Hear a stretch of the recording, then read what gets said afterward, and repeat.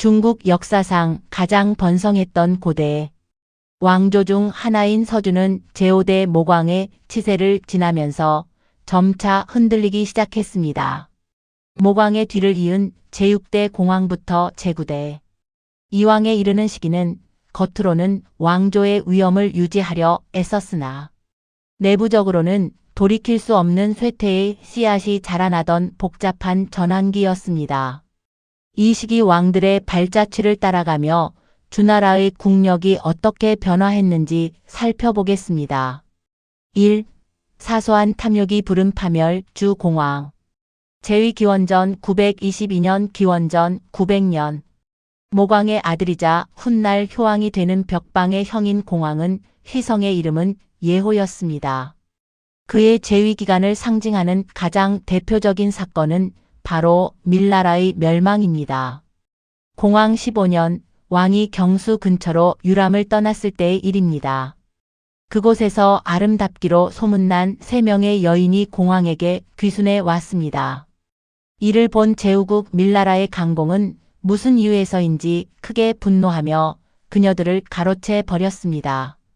이 소식을 들은 밀 강공의 노모는 아들에게 왕의 것을 탐해서는 안 되니 쿨하게 바치라 며 현명하게 타이르고 만류했으나 강공은 어머니의 말을 듣지 않았습니다. 결국 경노한 공황은 군대를 이끌고 밀나라를 쳐서 아예 멸망시켜 버렸습니다. 사소한 탐욕과 자존심 싸움이 한 국가의 파멸로 이어진 순간이었습니다. 공황이 세상을 떠난 후 그의 아들인 희간이 왕위를 이으니 그가 바로 의왕입니다. 2. 쇠퇴의 징조와 하늘이 2번 밝은 날 주 의왕 제위 기원전 899년 기원전 892년 주나라의 제7대 왕 의왕은 이름이 간으로 공황의 아들이자 이왕의 아버지였습니다. 이 시기부터 주나라 왕실의 권위는 현저하게 추락하기 시작했습니다.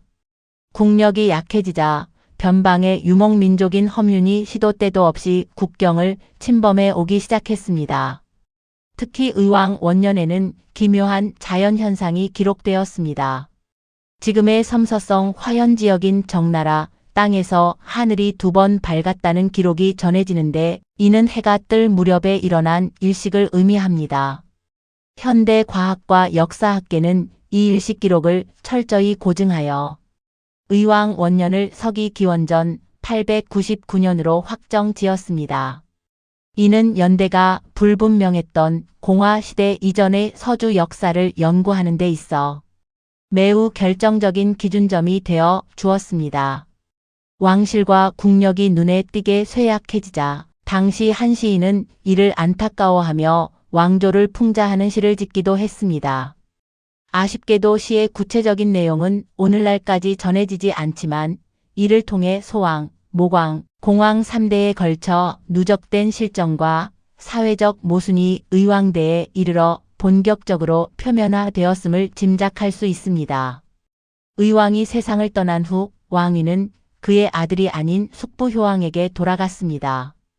의왕의 재위 기간이 짧았던 점으로 미루어 볼 때 그가 일찍 사망하여 아들이 채 장성하지 못하자 숙부가 왕위를 대통한 것으로 보입니다. 3.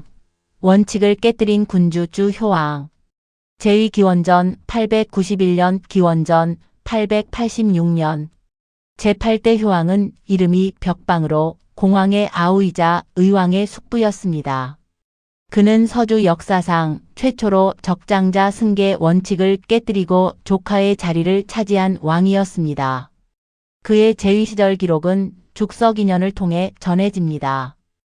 효왕은 국력을 회복하기 위해 견융 정벌에 나섰고 그 과정에서 서용 세력으로부터 대규모의 말을 확보하는 성과를 거두었습니다. 이때 말을 매우 잘 기르던 비자라는 인물이 효왕의 눈에 띄게 되는데 효왕은 그를 대단히 기특하게 여겨진 땅에 봉해 주었습니다. 이 작은 봉지가 훗날 중국을 통일하게 되는 진나라의 거대한 시발점이 됩니다.